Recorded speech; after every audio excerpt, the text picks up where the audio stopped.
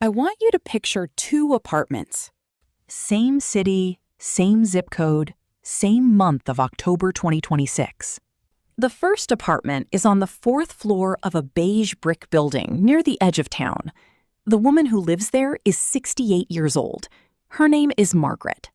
She has a small table by the window where she drinks her coffee every morning. Always the generic brand, always measured carefully. 2 scoops, not 3. The heat in the apartment is set to 64 degrees, even in November, because she ran the numbers and knows that each degree she bumps it up adds about $18 to her monthly bill. She has a phone that is 5 years old.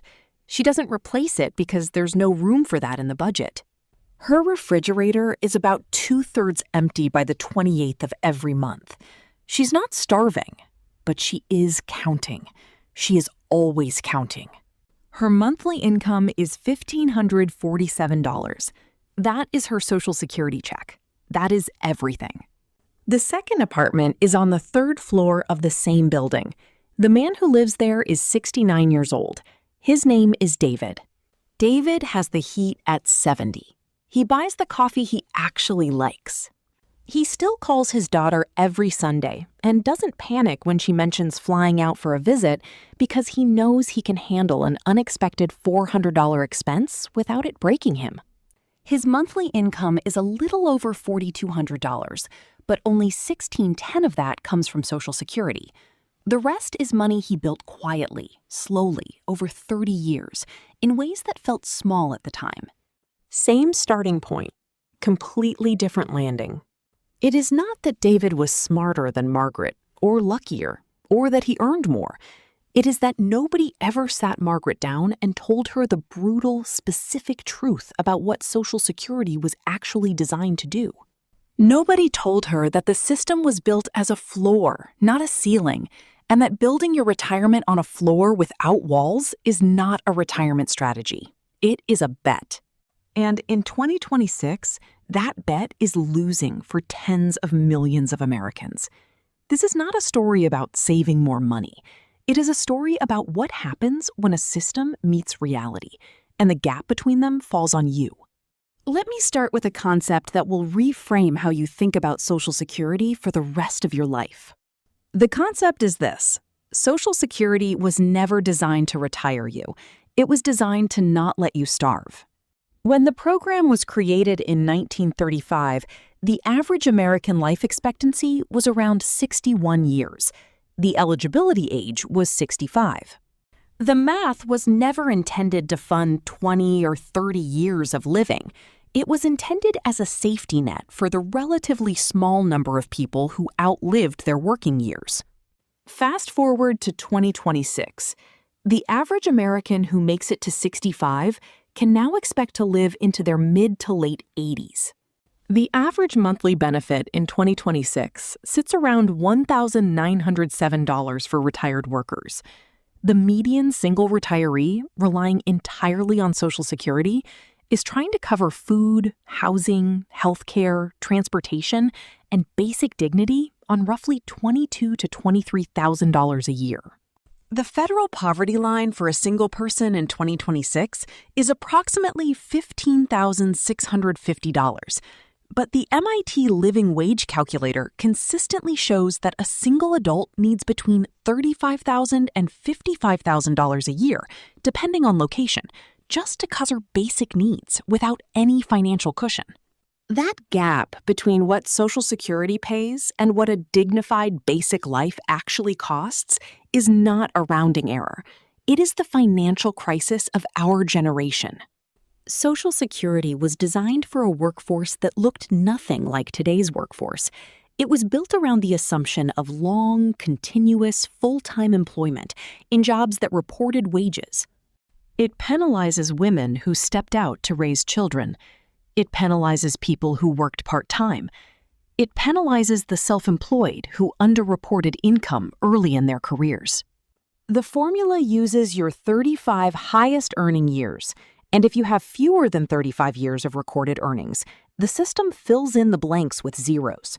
Zeros drag your average down. Zeros cost you money every single month in retirement. Rule 1 is this: the gap between what you think Social Security will pay and what it actually pays is almost always larger than you expect. Most people think they have a rough idea of their Social Security benefit. They have heard a number somewhere, or they did a quick estimate years ago, and they are carrying that number in their head like it is reliable. People overestimate their benefit by anywhere from 15 to 30% because they calculated it at 67, their full retirement age, but then life happened and they claimed early. If you claim at 62, you permanently lock in a benefit reduction of up to 30% compared to what you would have received at 67. 30%. If you claim at 62, you permanently lock in a benefit reduction of up to 30% compared to what you would have received at 67. 30%. Most people who claim early do not do it because they planned to. They do it because they got laid off or because their health declined. The Social Security Administration sends out annual statements. They are available through your My Social Security account at ssa.gov, and researchers have found that most people under 50 have never looked at theirs. For every year you delay claiming Social Security past your full retirement age, your benefit increases by 8%. That is a guaranteed 8% annual return. If your full retirement age benefit is $2,200 a month and you wait until 70, that benefit becomes approximately $2,728 forever. On a 20-year retirement, that difference is over $127,000. Knowing this number is not a financial hack. It is basic survival arithmetic for 2026. Rule 2. Healthcare costs in retirement will take a bigger bite than almost anything else, and Social Security is not built to handle it. Most people think Medicare covers retirement healthcare costs, and it does cover a lot, but here is what it does not cover, and what nobody warned you about until it was too late. Medicare Part B premiums in 2026 are automatically deducted from your Social Security check. They run well over $170 a month for standard coverage. Add Part D for prescriptions, add a Medigap supplement policy to cover the gaps Medicare leaves open, and you are looking at anywhere from $400 to $700 a month in healthcare costs. That is roughly a quarter to nearly half of Margaret's entire check. Studies consistently show that a couple retiring today at 65 can expect to spend somewhere between $300,000 and $350,000 on healthcare costs over their retirement. People who survive on Social Security with dignity almost always found a way to put money aside specifically for medical expenses during their working years, whether through a health savings account, a separate savings account, or a Medicare supplement strategy. Healthcare costs will be your largest single retirement expense in many years, and you need to treat it as a first-line budget item, not an afterthought. Rule 3. Housing is the silent killer of Social Security budgets, and the decision you make about housing before retirement is more financially significant than almost any investment decision you will ever make. Researchers have found that housing consumes between 35 and 50% of Social Security income for retirees who rent in mid to high-cost areas. The average one-bedroom apartment in the United States costs over $1,500 a month in 2026. If your Social Security check is $1,800, your rent alone has consumed 83% of your income before you have bought a single grocery. Homeowners who enter retirement mortgage-free are in a fundamentally different position. The monthly cost of owning a paid-off home typically runs between $600 and $1,000 a month. That difference is not just money. It is the difference between Margaret measuring her coffee and David calling his daughter without anxiety. People who do this well often downsize aggressively in their late 50s or early 60s. They sell a larger home, pay off the smaller one, and enter retirement with a fixed, manageable cost of shelter. People who arrive at retirement age still carrying a mortgage or dependent on rental markets they cannot control are in a structurally precarious position that Social Security cannot fix. And I am not done yet. Rule 4. Inflation is slow, invisible, and will reduce your real Social Security income every single year you are retired. Social Security does receive annual COLA increases based on the Consumer Price Index. In some years, that adjustment has been meaningful. The CPI does not heavily weight the costs that matter most to retirees, specifically healthcare and housing. Retiree-specific inflation consistently runs higher than the general CPI. A benefit that covers your expenses at 65 may cover only 70 or 75% of equivalent expenses at 85. The $1,547 Margaret receives today will feel like less money every single year she lives, not more. People who understand this rule do not count on Social Security to grow. They count on Social Security as a fixed floor and build any growth capacity into the other sources of income they created before retiring. They think of inflation not as an economic abstraction, but as a monthly tax on fixed income, and they prepare for it accordingly. Rule 5. The Social Security system itself faces long-term funding challenges that every younger worker needs to understand right now. Nope, not over yet, because this one is the rule that people in their 30s and 40s most want to ignore.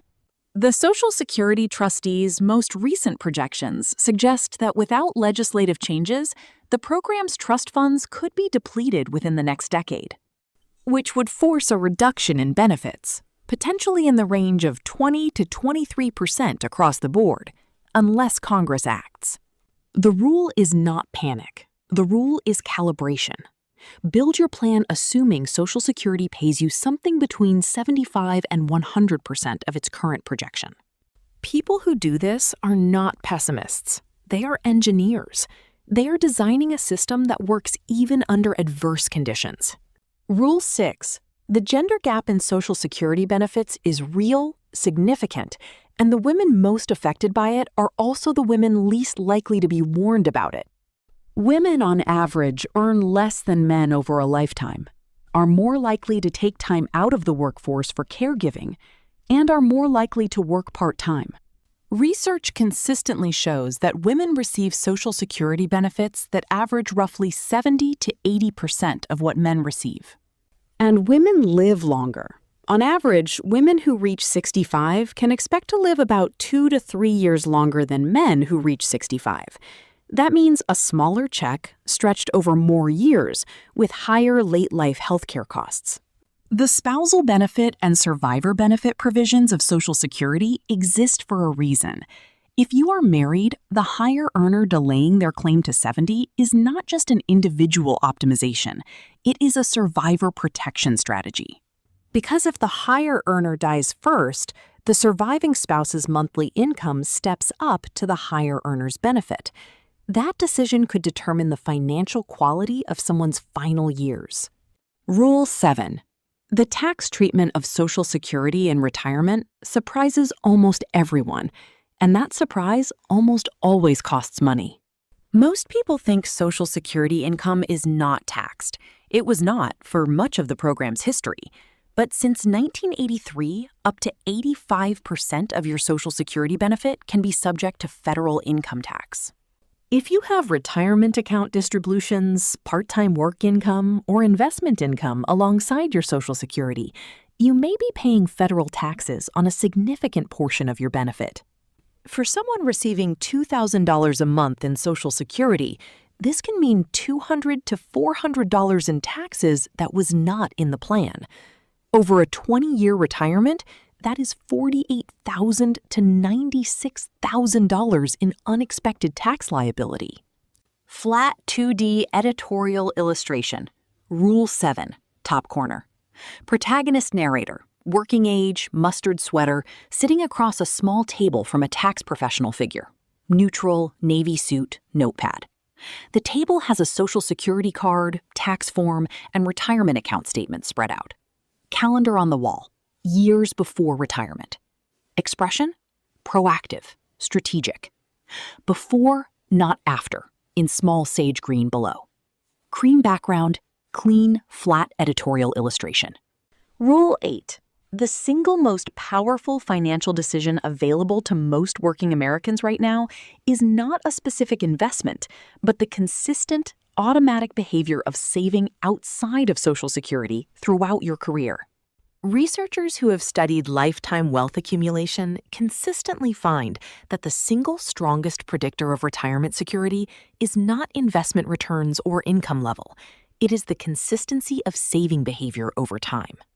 The industry rule of thumb suggests that saving 15% of your income throughout a working career, including employer matches, is sufficient to build retirement security for most people.